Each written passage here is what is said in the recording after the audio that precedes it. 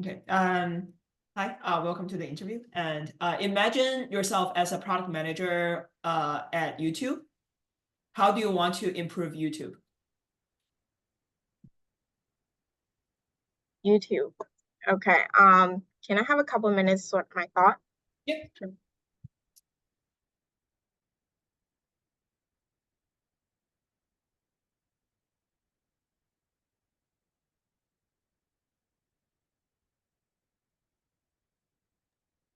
Do you mind if I ask some clarified question? Yeah. So when you mention how do I improve YouTube? So by that, do you mean like specific feature, or you mean like the engagement of the user or the monetization? Like which can you be more specific? hmm Um, what do you think might be the goal that we focus the most right now? I think for YouTube, it's already a very matured company and has uh, a very strong database. I believe it will be focused on the monetization.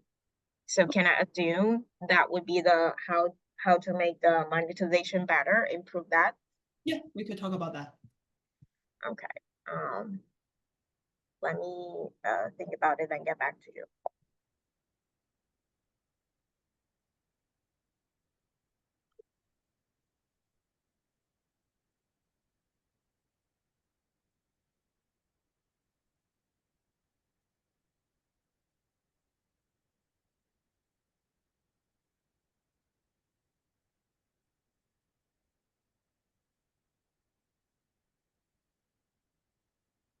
Can you tell me like how does the what's the basic subscription model right now YouTube have?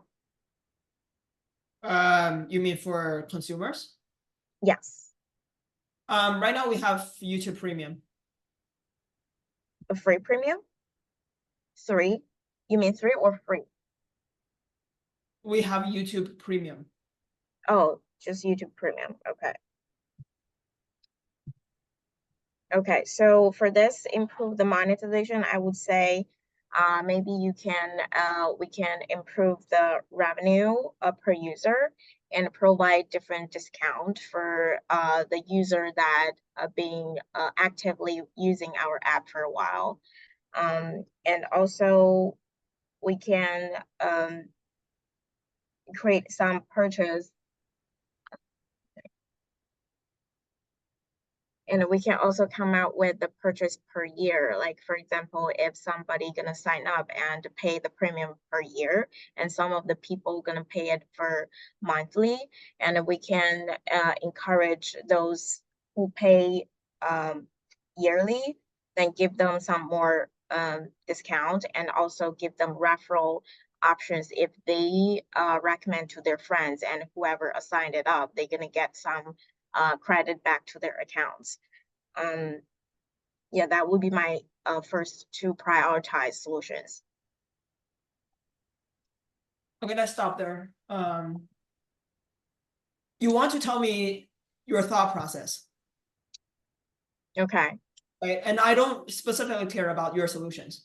You can't Oh, just like, jump directly to solution. This is not a consulting question, right? This mhm. is a product design question, and I need your thought process. So you start pretty good. You're talking about that you want to improve monetization for YouTube, and we narrow it down: consumer monetization or enterprise monetization. Enterprise monetization as ads on YouTube, consumer as premium. You chose premium over ads, right? I do appreciate if you can tell me for every single decision that you make in your question, in your answer, why specifically did you make that did you make that decision, right? It's like when I asked you, when you asked me clarifying question whether we want to improve a feature or whether we want to improve user engagement or monetization, I asked you back, right? Which one do you think strategically that we are focusing on right now?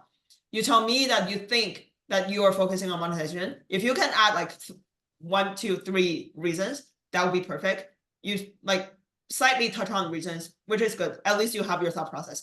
But here, if you want to talk about like first, you want to focus more on consumer monetization, tell me why. right? If you have like research about what is the portion of the money that YouTube as a company earns from ads versus the money that we earn from premium. If you don't have specific knowledge, then make an assumption, right? Make assumption. Maybe you can talk about. I don't specifically like look into YouTube or Google's financial report, but my assumption is that we earn way more revenue from ads versus like premium, because Google like pretty much defined the digital ads industry, right? And YouTube as a platform that has so much like time spent from users, it is a great platform for us to send out ads. So I assume that we have way more ads revenue than premium. That's why, but like this economy right now is a very bad economy, and probably ads is gonna have some risk there. So the potential will be on premium. You tell me your assumption, right? That's how you make the decision. So if we pause there and now you want to choose premium and you want to improve revenue for premium, what's your next step? So we're gonna choose the premium. You mean what's the next step for after we choose the premium, and what's the next step for the solution?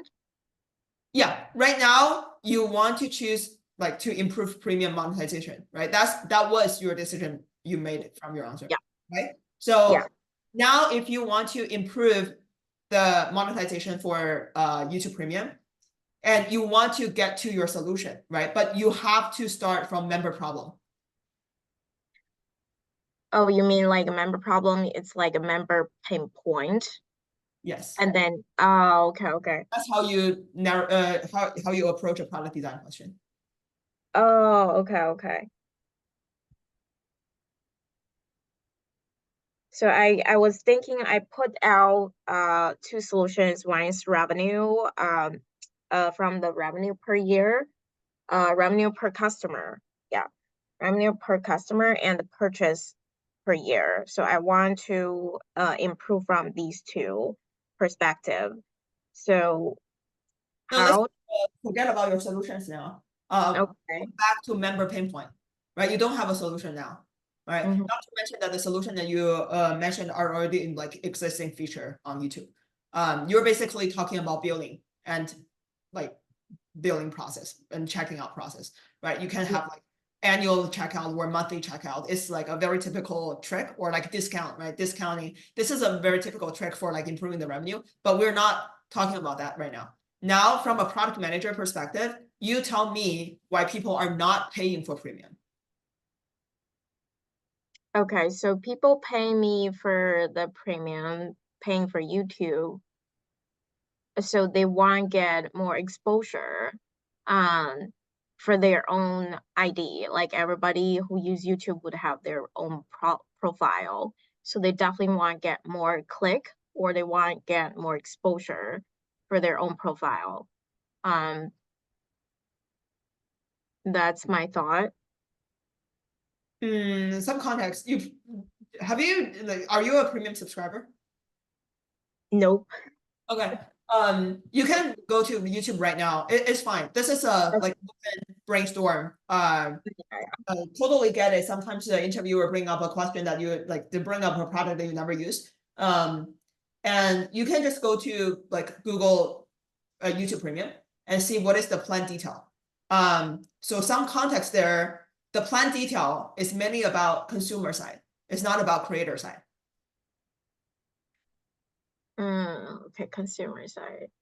YouTube currently doesn't really like focus its premium plan on creator. Okay, so I found ad-free viewing, YouTube originals, YouTube Music Premium, background play, downloads for offline viewing, YouTube Kids ad-free, access across devices, family plans. Oh yeah, why they plan? Okay, you probably like have a family, then you want to save some money, then you probably want to pay with the premium for share account, like family plans. And also student, if you're looking for like YouTube has a lot like coach video or like free movie on there, especially for example, like Chinese international students. They want to get like some students plans, so that's cheaper. Okay, that's another reason why. Mm,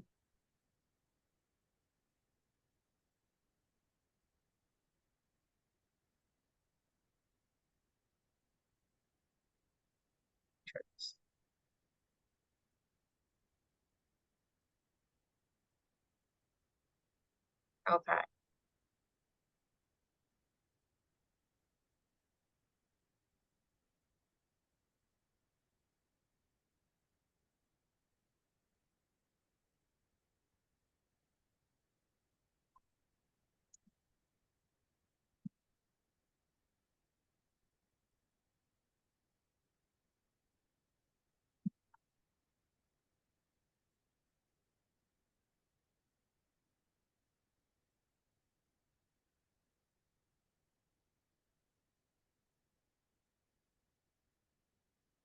And they also have offline downloads, like subscribers can download videos, playlists, and music for offline viewing and listening.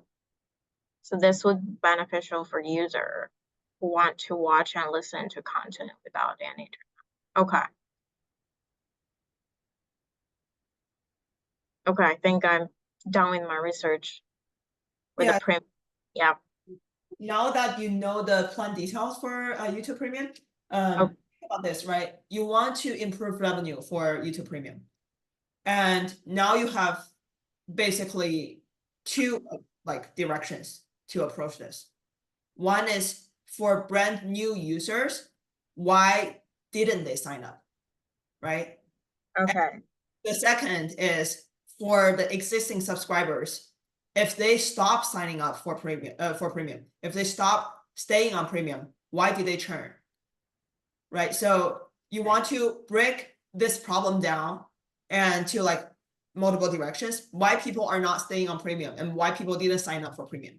Right. And you break it down to different directions and then talk about from your perspective, like if you're thinking about YouTube as a platform, like serving maybe 2 or 3, of course we're like simplifying the whole problem, but like YouTube probably like serving like 30, 40 different like user segments, but like as like just for our interview purposes, you probably want to bring up like 2, 3 different user segments that YouTube as a platform serve and that are consumers. You also want to like maybe talk about creators, but that is like a whole new strategic direction that like you can go for it if you are like interviewing for, I don't know, we're product managers at YouTube. So if you were interviewing for like entry level product manager and like basically like IC product manager, then right now if the plan is already focusing on consumer, then we probably haven't thought about like penetrating on creator, or you don't want to monetize creators from this way, right? This is your assumption based on what you see from the plan. And now you want to talk about the several user segments that YouTube might be targeting. And for the different segments, you think about what are the pain points that they have that stop them from signing up premium or stop them from staying on premium. That's how you approach this question. Okay. Okay.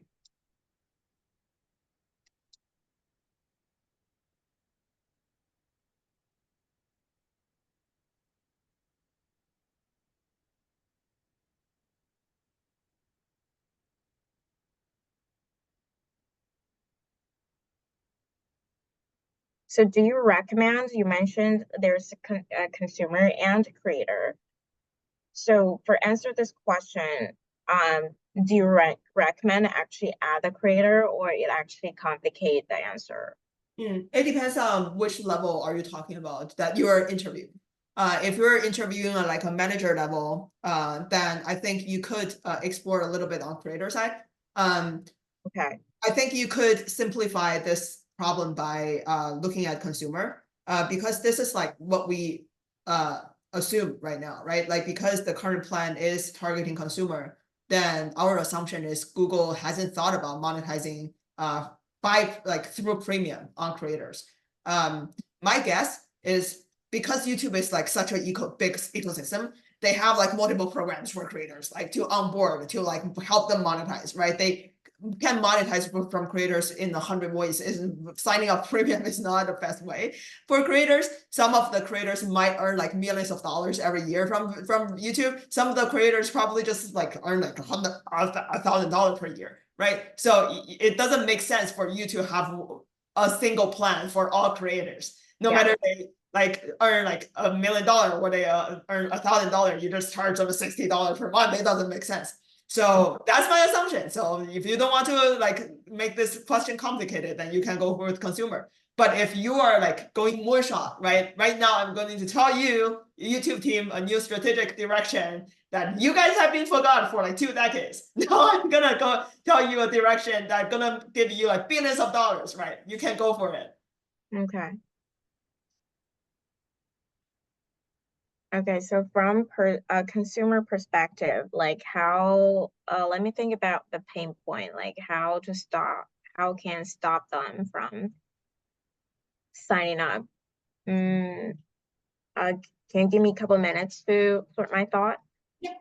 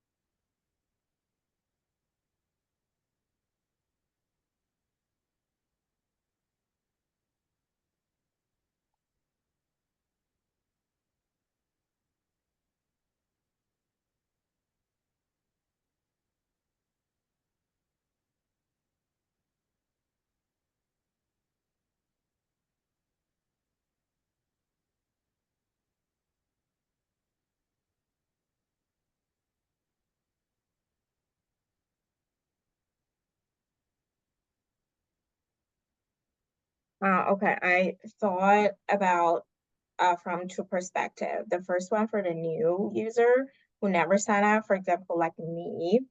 Why stop I was thinking about myself, like why stop me for doing that? So first one is like the payment method and the billing concern.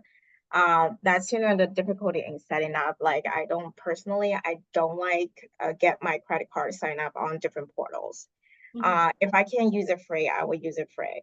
And also another reason is like unclear the value proposition. That's also fit for my case. Like I didn't really fully understand the value proposition of YouTube Premium.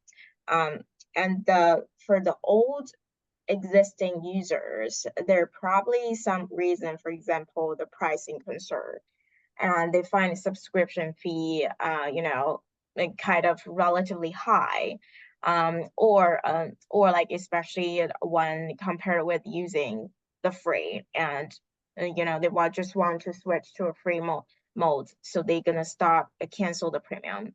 Another reason might be free alternatives, so like they find other option like they can use Hulu for free and they somehow get some discount, like, from friends, for using other like Disney, Hulu, those applications for free. And the third reason would be like security. Security and the privacy apprehensions. They don't want to leak too much data, and especially right now the data bleaching is happening everywhere. People start to be aware of the security and they might just got cold, just somehow want to stop it. That's my assumption. What do you mean about the security? I'm not following. So security, like you probably gonna be like data leaking.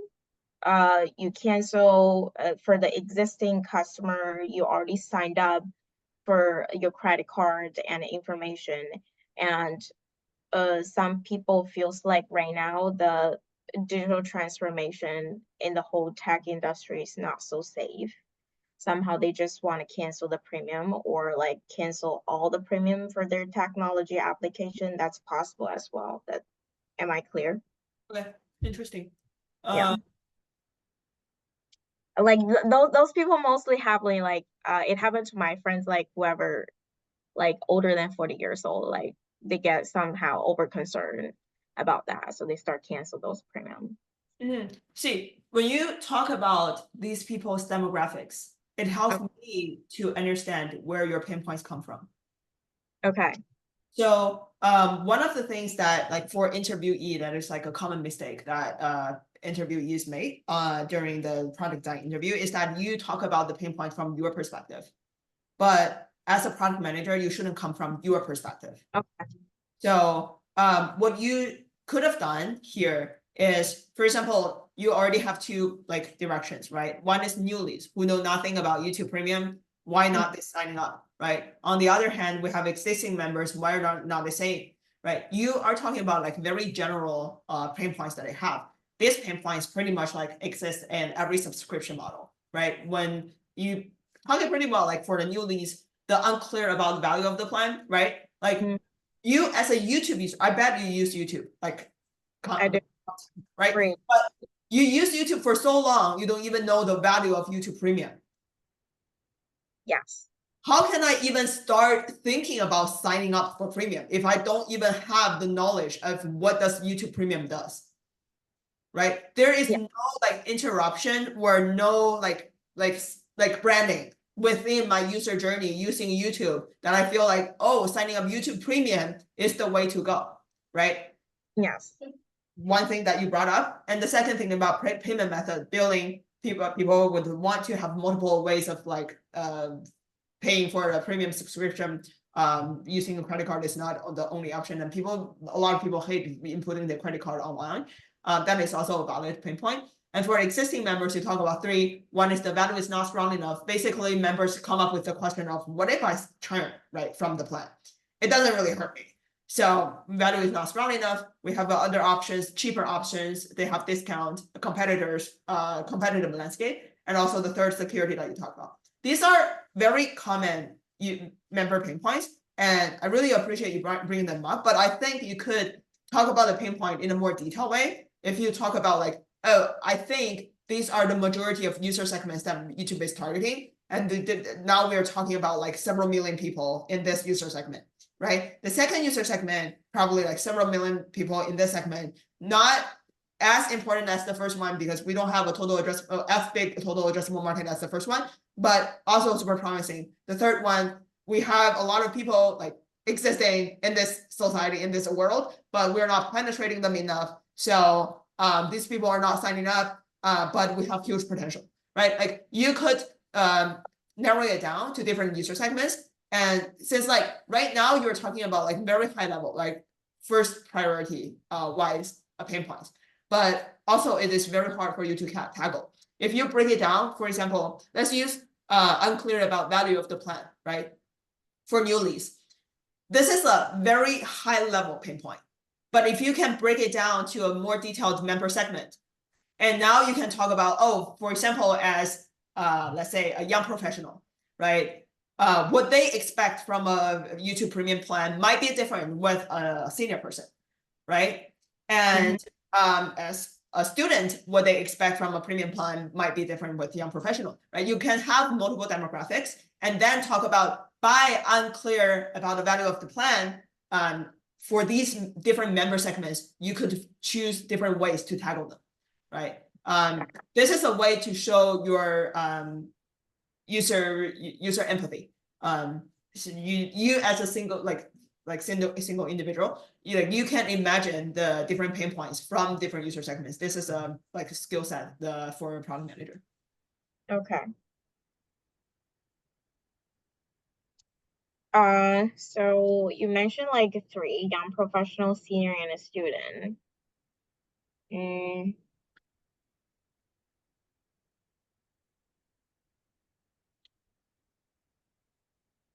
Let me You can think also about- use other segmentation ways. Mine is not the only one, and by no means like I know how YouTube do segmentation. I don't work for them, so I'm trying to brainstorm. I'm just trying to brainstorm and filter the logic. Like then, if we chose those, it doesn't matter the segmentation, but if we chose these three, and what pain point would be fit in those? So I'm trying to follow up your thought. What pain point would be?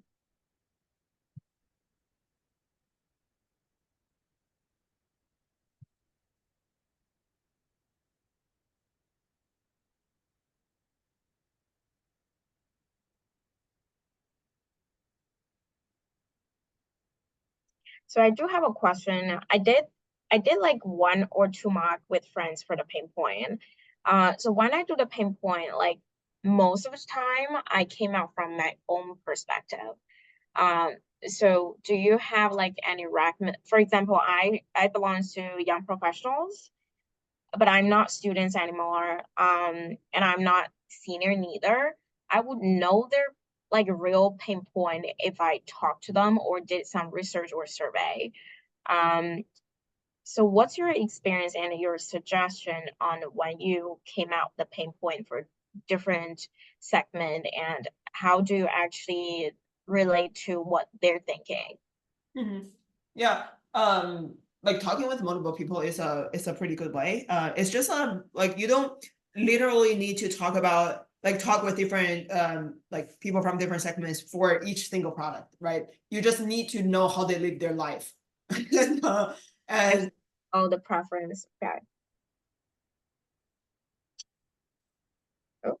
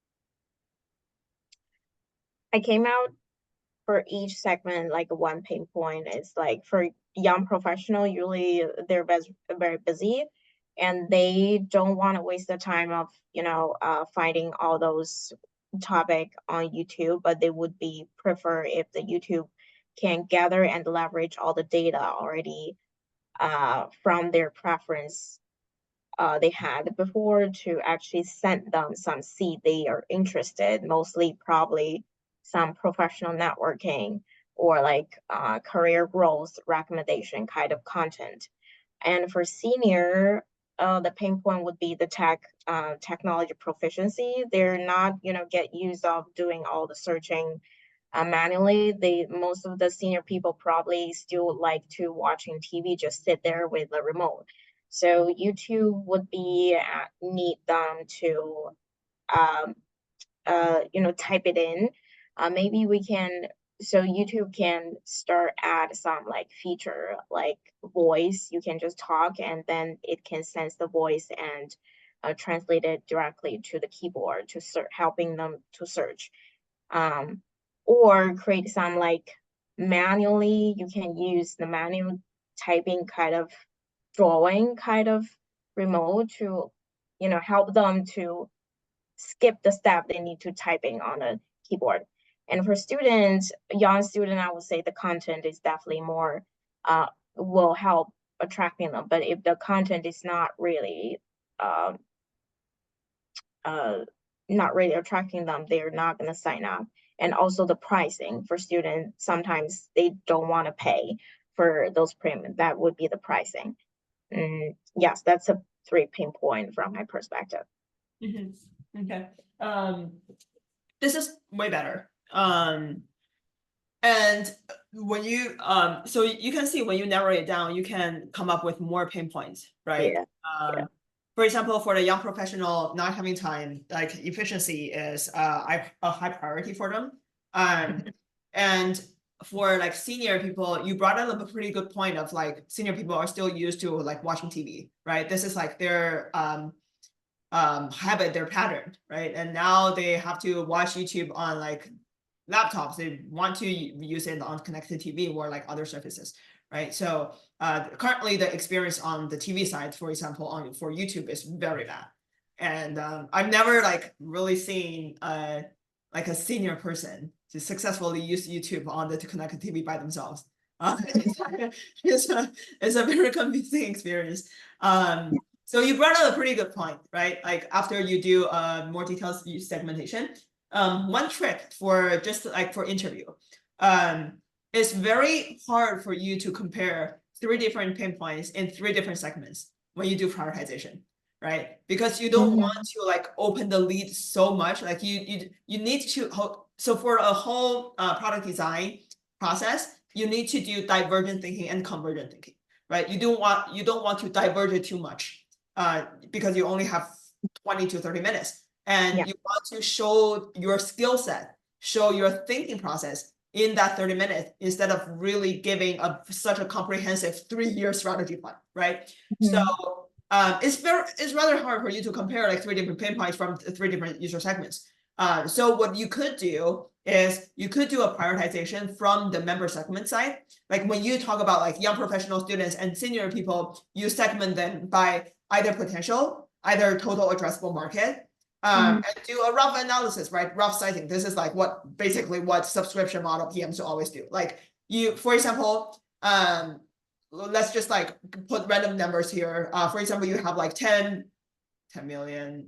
10 million is, well, maybe 10 million students that are frequent YouTube members, but they're free, right?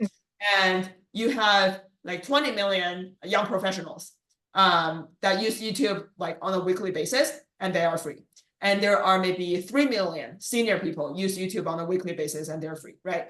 This is the total addressable market. And and you can also like usually how like subscription model PMs do is that we come up with like research to know the buying intent, basically, like how possible this user segment will buy the premium plan. But short term, you don't need to think about it. But like you could mention this in your interview, saying that if you are really the PM on the team, then this is the process that you are due. Like probably you do a survey to research on how possible these different user segments will buy a premium plan and see which one have the higher potential. And let's maybe assume that we can, based on our go-to-market channel, right? Based on their buying intent, then we could come up with like rough sizing of like maybe for senior people, we can penetrate like 1% of the market. It is like more feasible for us. For a young professional, we can penetrate like 10%. For like student, we can penetrate like 20% because their life is easier. So you can like come up with sizing and then do like a prioritization. This is like in real life as a product manager, what you will do on a day-to-day job. But like in the interview, you want to talk about the potential, the total addressable market, and which one do you want to target, right? Choose one of the user segments, then you can narrow it down. After narrowing it down, you can talk about like 3-4 pain points from that single user segment.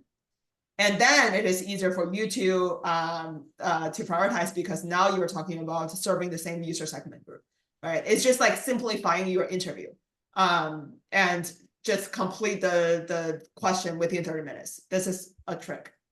And are most of the interviews like within 30 minutes? I was also want to ask you a question about like the time management.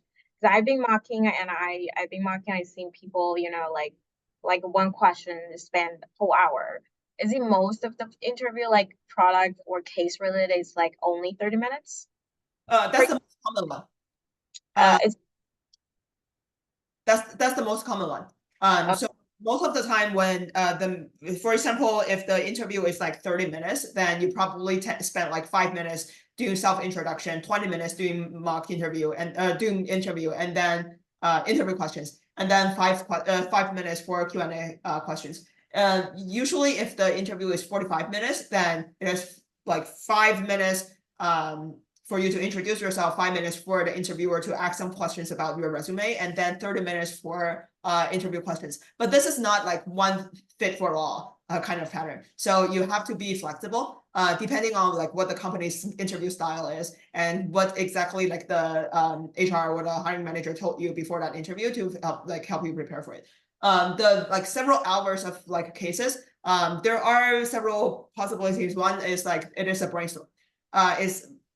It exists in like a lot of, I think, small and medium businesses, where they want to make sure that you can work closely and work well with cross-functional partners, right? So they will have a bunch of cross-functional partners doing brainstorm with you and see how you work with them, and then what ideas you come up with and how you can persuade the cross-functional partners to go with your direction, right? This is also possible. And also very likely there is like presentation kind of interview format. So they will give you a question beforehand and ask you to have like 1 or 2 days doing doing like a proposal, and then give you like 1 hour for a presentation.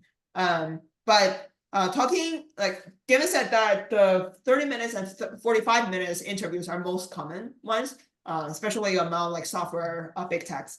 The hours one is just like for each of your interviewer, their time is very, very valuable too. If you think about like product manager that LinkedIn hire, probably they will have like 3-4 rounds of interviews. Each interview may be like 30 to 45 minutes. And if you are like interviewing for a senior product manager role, then it is even like the VP level interviewing you. These are like a lot of time that these interviewers already spent on you. Like they want to like the HR want to convert your offer as much as possible, right? They don't even want to waste this several hours of time of all the interviewers, not to mention like several hours just spent on one interview, one candidate. So it is all about ROI. Yeah, that's the situation right now. So is LinkedIn has a take-home presentation kind of interview? My understanding is it exists for APMs. And it's very common among all the APMs, like Lyft, LinkedIn, Google, all of them have take-home assignment. Uber. And 2020, I remember I did like 7, 8 take-home assignments. And it is funny, like when you done so many take-home assignments, you can see like big tech companies have like similar questions to ask you, like what's your favorite product? Talk about how to improve a product, or give you like their own product to tell you how to improve the product, right? Like these are like very typical questions. So they usually give you like 3-4 days, or I think in Google APM case they give you 1 week for preparing it. So you have to do like really in-depth research and then come up with a proposal, a pretty well-rounded proposal. If they give you 1 week, you can even come up with like a product strategy, like for like a product experienced product manager, right? So not to mention like you are a job seeker, so you're doing it full-time probably. So yeah, this is pretty much the expectation. Okay, thank you. Thank you. Go back to your mock interview. You want to control your mock interview within 30 minutes. And so in that case, you can be flexible. If the interview is like 20 minutes, then you can cut something off, like, and just like not to spend too much time explaining it. If the interview is like 45 minutes, you can like elaborate a little bit more. Okay.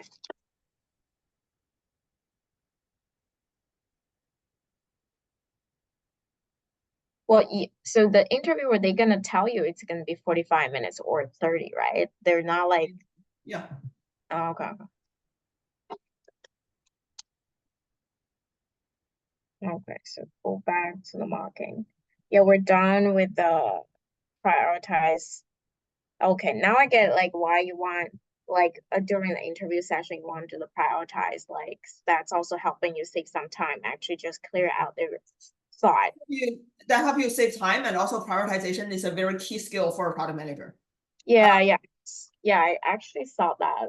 I was preparing a little bit for the marketing today. Before we start, I saw there's a section for prioritize. Yeah, on my book. So for example, like we had the young professionals, senior students, just for this case, like when you choose to prioritize, which one would you choose? Why do you ask me? I will ask you this question. You come up with reasons to say. Okay.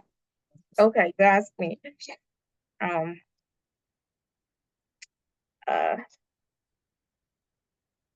okay, so the next question would be, if you ask me, the next question would be which one I would prioritize. If I'm a nice interviewer, yes. If I'm a nice interviewer, I will help you to go through this interview question, right? So if I see you expend too much, then I will ask you like 3 is a lot. Just choose one. If I'm not a nice interviewer, I will just go whatever direction you want to go, and then hang up the phone after 30 minutes. So Okay. Okay.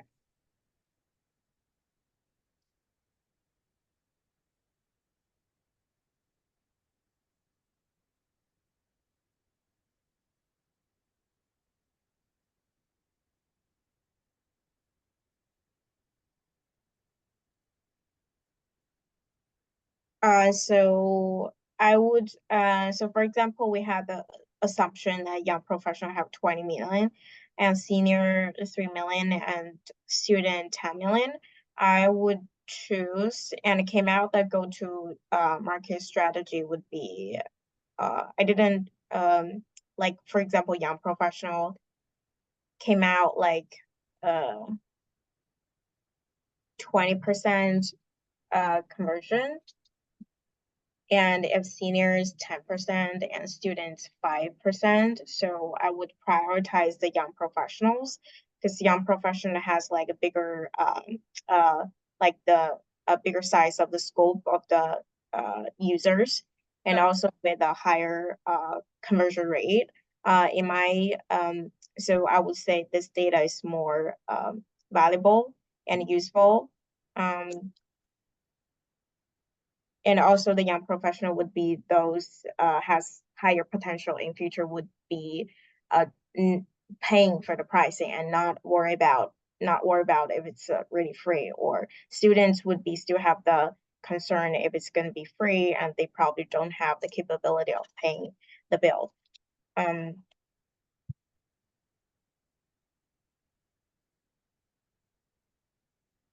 So for professionals, we mentioned they're very busy, and so we need to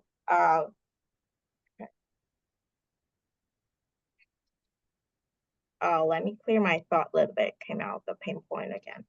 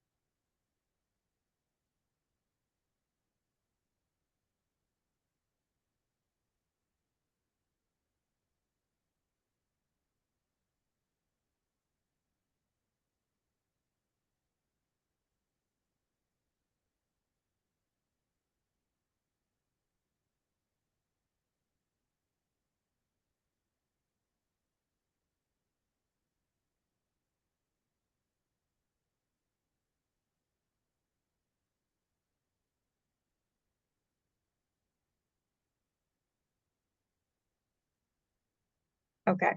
So due to their young professional, they're really busy, so they probably don't, for personal preferences, they probably don't want YouTube keep sending them notifications at a random time when, you know, maybe they're at work. That's very disturbing. So from this point, the solution for YouTube is improve the feature. Like we can design a feature that can have default setup, like don't push notifications for young professionals, or push the notification uh, and with asking first. And then the second one is they want the contents that recommend to them very accurate.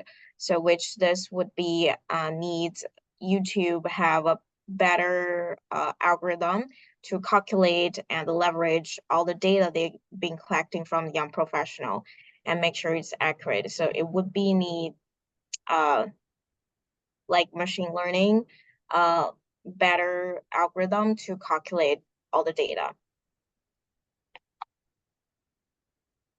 And for these two features, I would prioritize the second one, which is how to push the recommend contents to the user more accurate. This would be need the algorithm team, no, the machine learning team have a better calculating method for the algorithm. And they can also use this feature. They can also strong this feature and for any other users in future. And since the young professional has a bigger data collected base, and this would also help YouTube machine learning team have a better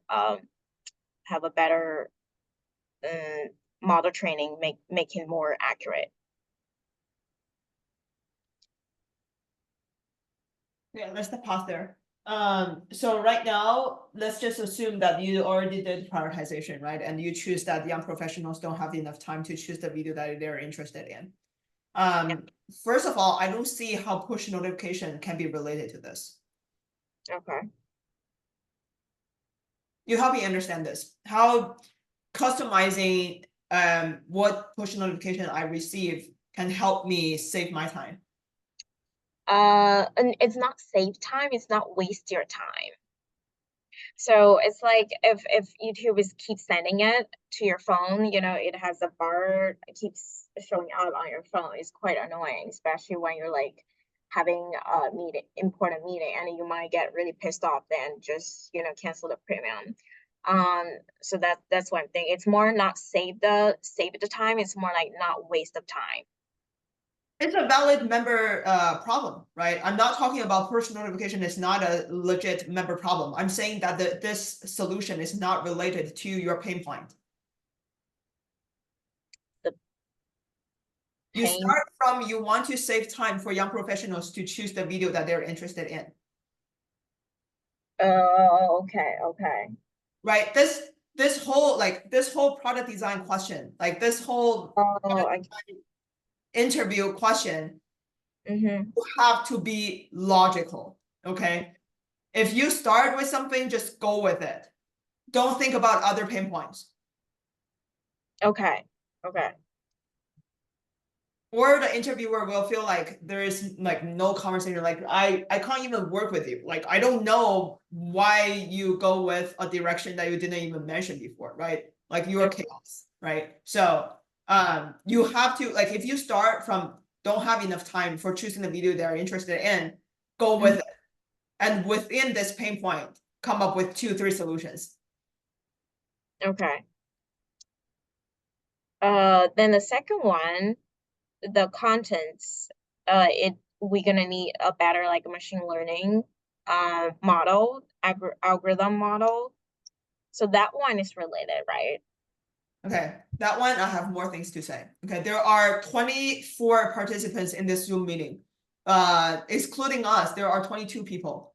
Do not say improve recommendation algorithm as your product improvement idea in your interview. Okay?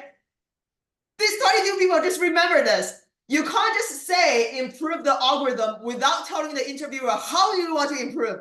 Okay? this is a fucking AI algorithm we were talking about. It is not like before 2 decades, AI doesn't exist. And now we want to adopt AI on YouTube. This is like totally different thing. AI is not a new thing. It's been there for decades. You're not telling me that we're adopting AI as a new thing. You can't just tell me to improve the AI algorithm. Tell me how to improve. If you really dive deeper into the algorithm itself. If you know how YouTube recommend the video, sure, right? What are the inputs that they are considering? What is the output that they're optimizing, right? And then you tell me, how do you want to improve this? This is a reasonable solution. But if you're only telling me to improve the algorithm, how am I going to improve, right? This is not even a pure, legit PRD that I can go for. So there is that.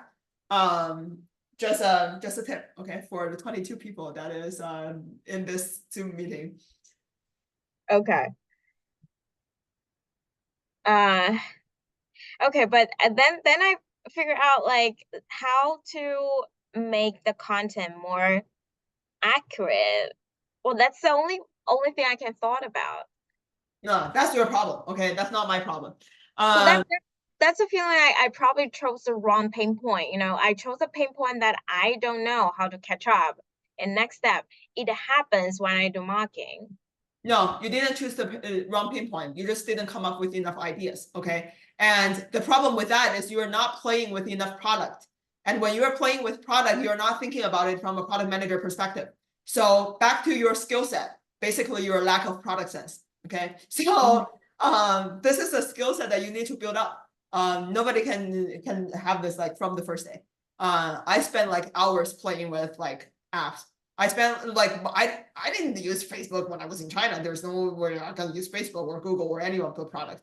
But I pretty much like spent, I think back in 2020, like spent like a whole week playing with Facebook because Facebook have like just so many pillars for me to play with. And at that time, people are still using Facebook. And I use like once you discover Facebook is actually a pretty good start to start with because it just have too many product lines. And after you know how Facebook operate, then you can switch to Instagram, and then you realize that you only need like 2-3 days to understand how the business works. And then you will be faster. For LinkedIn, I only need like 1 day to understand how the business works, right? So you just like get faster every time. And when you play with the product and you like come up with new ideas, think about where you come up with, right? Like where did you come from? Which segment or which pain point did you come up with this idea, right? This is the exercise that you need to do like consistently if you want to be a product manager with strong product sense. And also a strong product sense is super helpful in your job. It's not only for interview, okay? Especially your super product manager, product sense is like very important. So if we're coming back to this, okay, coming back to this problem, you want to save time for young professionals, right? And now what is the like discovery for young professionals to find the videos that they're interested in? Homepage is one of them, right? They come to the homepage, they just browse on homepage. So you can improve homepage. That's one of them, right? And second, you have push notifications to push whatever updates that from the creators that they already subscribed, right? You could also improve that as well, right? If you can like get the like click-through rate from like different notifications and have a like update model, whatever, right? You can like do whatever there. And also email is also one of them. These are the go-to-market channels. You could have like right now they're let's use push notification as an example. Right now they're pushing like every single update, right? If someone that you subscribe and someone you want update from, right? They have new content, then they're going to send you a push notification. But I'm interested in this creator. Am I gonna interested in that video? Not necessarily, right? Also, you only send me one push notification for one video. That is a very high bar, right? Like you have to make this video really relevant to me to make me click into it. Can I just come up with a customized role for YouTube, not based on creator, right? Right now it is a creator base, but based on topic, right? I just want like updates from like all the relevant like top creators, maybe the ones that I haven't subscribed yet, about AI, right? You can come up with a newsletter, and I will just automatically add all the videos into my watch later, and I just like keep consuming the videos. I'm not interested in like other topics right now, right? Like you can come up with one notification with like 10 videos, right? Then the time and like or the CTR might be higher. You don't know, you can test it. So there are multiple surfaces that you can improve, right? Email, push notification, or homepage. And if you talk about homepage, then they're still talking about like the plan. Maybe you want members to customize it. Right now, the tags are automatically generated. If you go to YouTube homepage, there are multiple tabs on the very top of the homepage. For example, all, news, AI, stock, history, music, real estate. These are automatically generated, right? By reading through all the text, you guys know what are the videos that I consistently watch on YouTube. Can I customize these tabs? Can I decide the rules of like what videos can go with different tabs, right? Can I even come up with the rules to tell YouTube that during my work hour from 8 a.m. to 10 p.m., first of all, don't judge my working hour.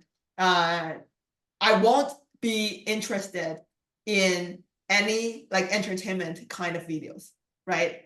If I come to YouTube during a working hour, I will probably work from home or I work from the office. For some reason, I open YouTube, right? If you come up with a K-pop video, then it is like for sure I won't click into it, pretty much, right? Like I won't enjoy a K-pop video during my work hour time.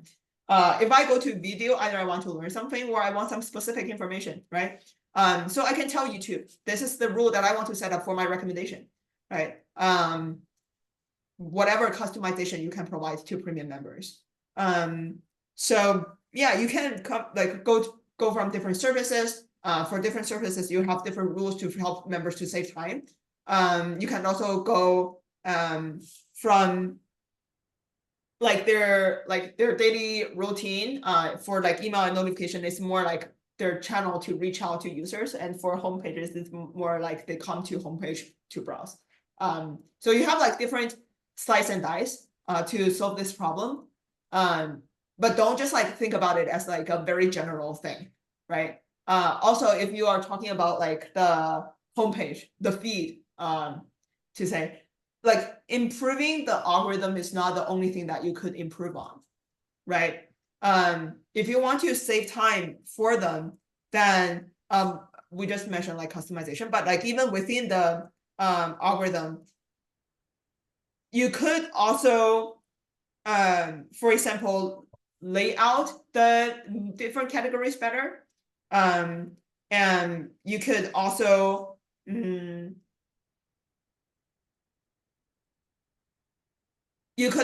like let the members customize the interface depending on how they want to interact with the app. But like back to this question, there are like multiple ways for you to narrow it down. So yeah, I'm very against improving AI algorithm because you didn't tell me how to improve it. Okay, so well, I feel that's like machine learning engineer team's job. No, it's not their job. You, as a product manager, you have to tell them how do you want to improve. How to improve, like how to modify the neural network is their problem, right? But what business outcome do you want is your product manager's fucking problem, okay? Like you can't just tell them to improve the algorithm.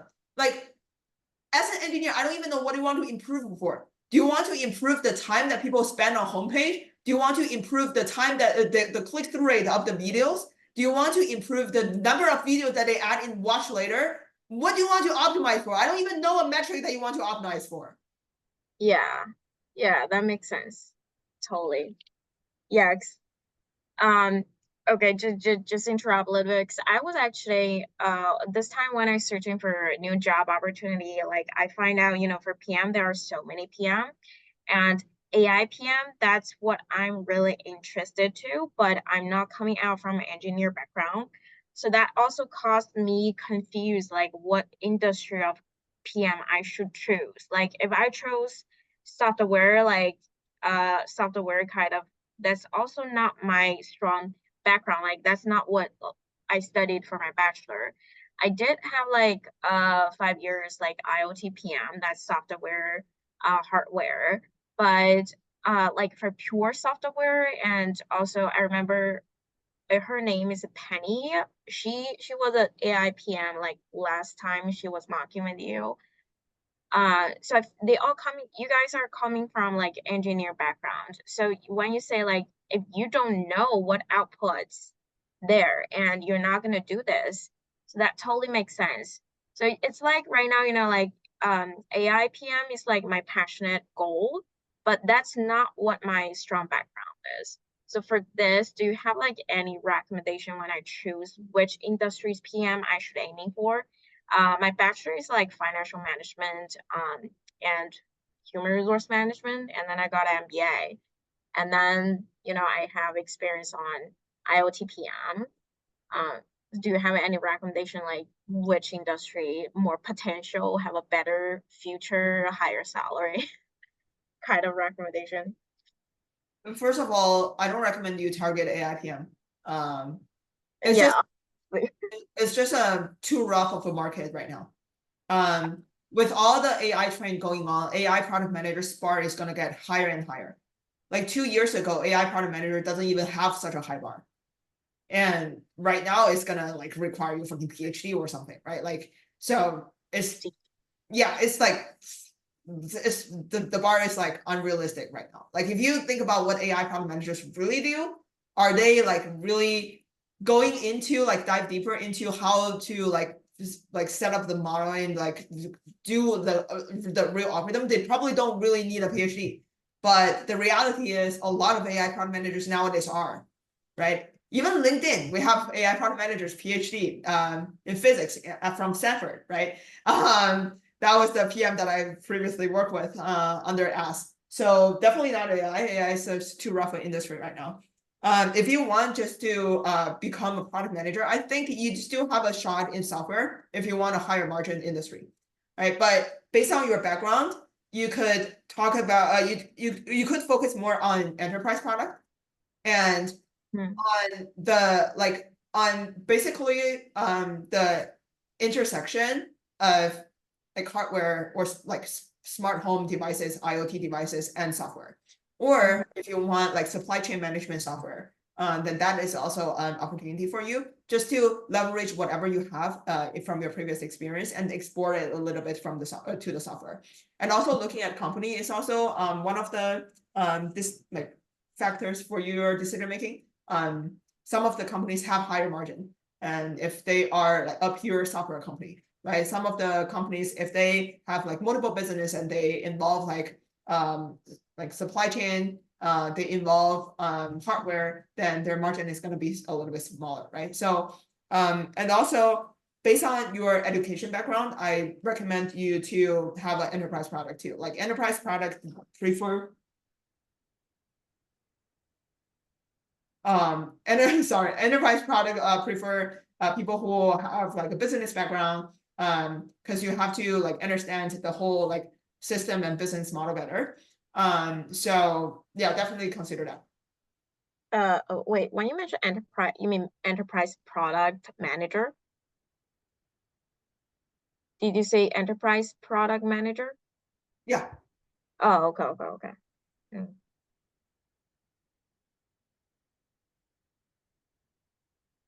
Mm, thank you. Um,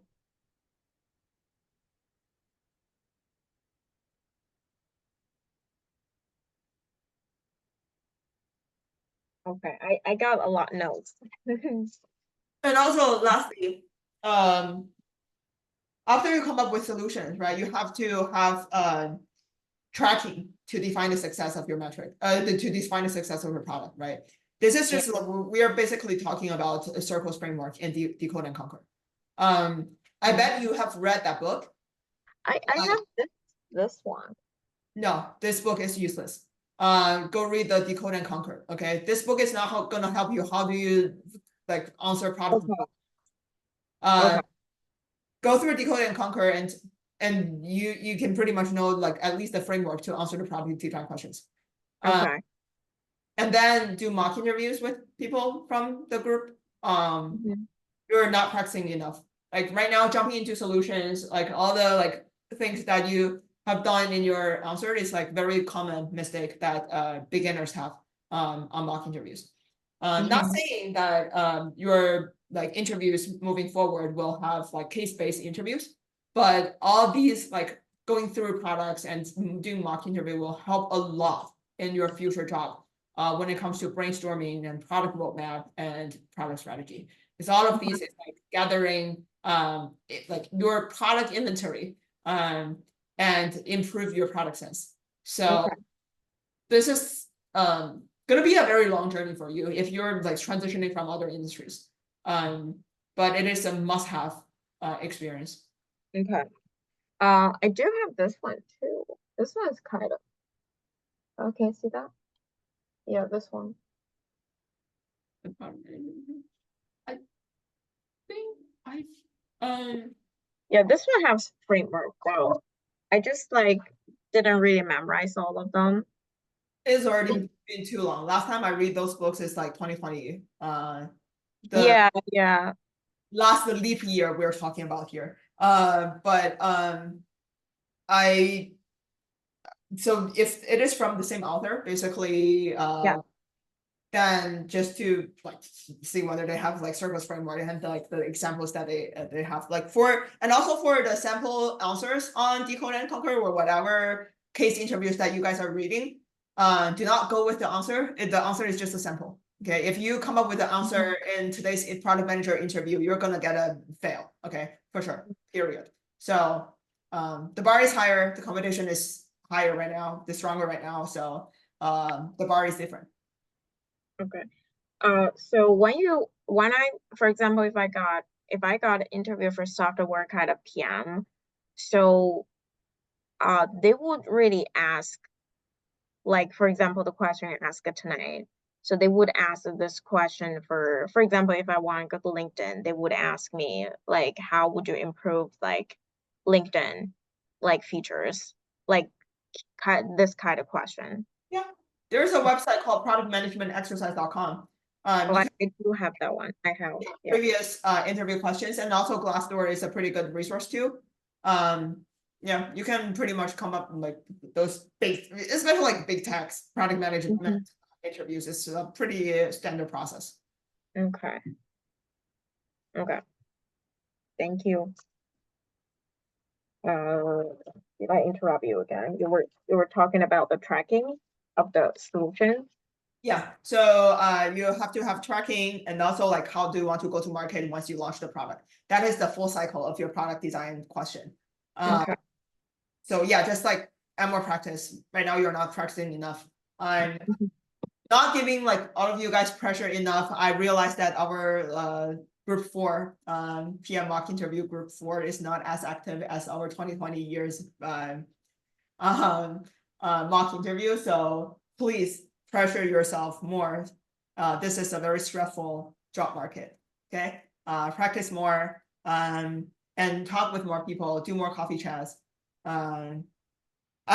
I hope right now it is I think a 450 people group. The top 50 or 100 people are the people who found jobs in the last year, and the other 300-ish, 400 people are the job seekers this year. What I expect from you guys is to at least know the first 100 people and add them as friends and know what they're doing and know their business, do coffee chat with them, and then do like whatever 15 mock interviews with the job seekers. Or if you can have mock interviews with the first 100 people, that's you being lucky. But yeah, this is pretty much my expectation for all of you guys. Okay. So from today's interview, you don't really have a communication problem. Like you communicate pretty clearly. This is not a problem for you, and you also communicate pretty structured. In a Okay. structured way. So this is not a problem at all. I think you still need at least like 30 to 50 mock interviews to at least get you into the game. 30 to 80. 30 to 50. Okay. Yeah. Talk And to that I agree with you. That's actually the amount I'm trying to looking for. Because I've been searching for the group, like in our group, like but a lot of them, it's not like hardcore like mock with you, you know. It's no, you're like another level. When we mock with each other, I've been mocking with everybody like every weekend, 2 or 3 of them. Like we're more chill, like it's too chill, not like you can actually push it. You're really pushing it to let like some sort of level meet the interviewee standard, but not everybody, you know, when we're mocking, we're kind of, you know, look at the answer and quite chill, you know, it's different. Yeah, guys, don't chill, okay? This group is not a place for you guys to fucking chill here, okay? Just like push yourself harder. I don't create this group for you guys to chill there, okay? And also I don't even have such a high bar. My bar is not even high enough, right? I'm not even using the bar for LinkedIn PM to cut line you guys, right? So I'm just telling you how to get yourself into the game, how to get yourself into software industry, into big techs if you're interested. So all I'm saying is this job market is not friendly, right? And if you want to get into software, if you want to get into sexier industry or a sexier area, the competition is gonna get higher, stronger and stronger. This is the reality. Okay. Any other questions from the audience? Please raise your hand if you have any.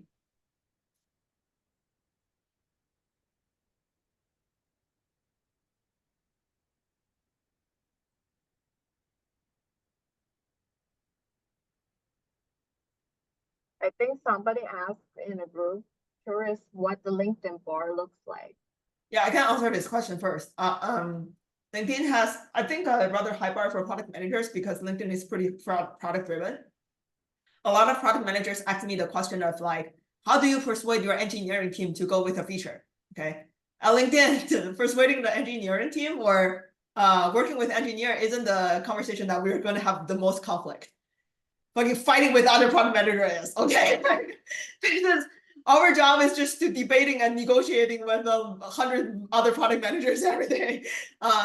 So a LinkedIn is very product driven. You have to, whatever business strategy, whatever product strategy you're going for, whatever product feature that you need collaboration with, for, you have to have very strong, strong case for it, right? Either like it's your research to validate your hypothesis, your sizing, whether it's driving weekly active user sessions revenue, your like ease of implementation, basically your ROI, right?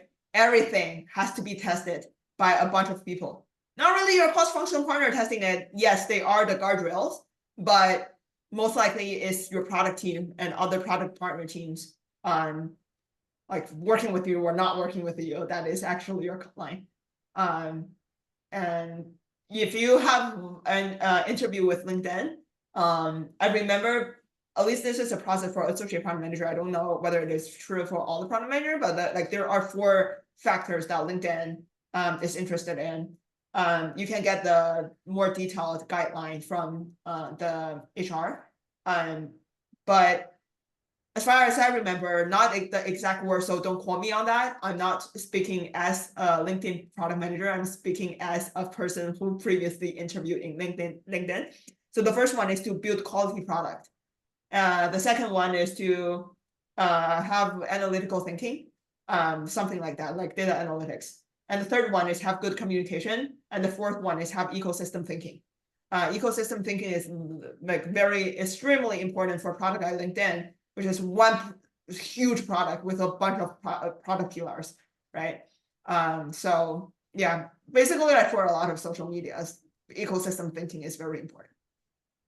I see a hand raised, Han. Oh yeah. So, first of all, thank you for all your sharing. That's very helpful.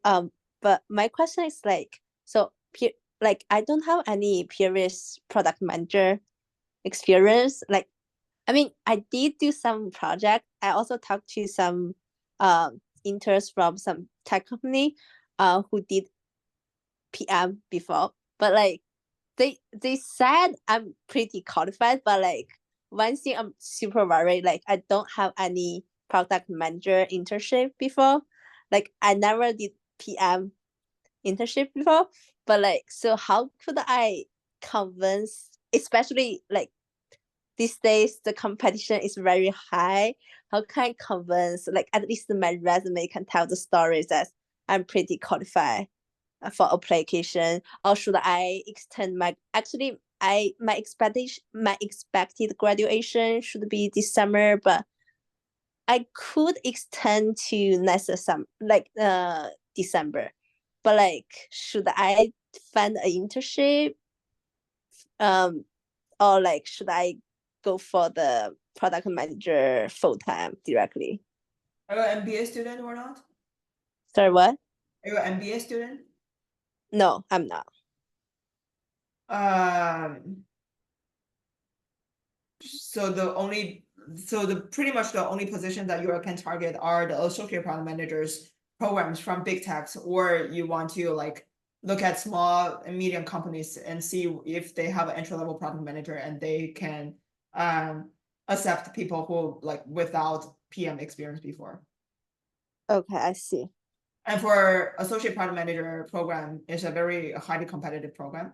I can send Yes. you from Berkeley that I previously did a lecture that I had for UC Berkeley, and talk about associate product manager program. But for small and medium business, you can reach out to Annie from the group, Annie team, and she find an entry-level product manager role at Hive AI.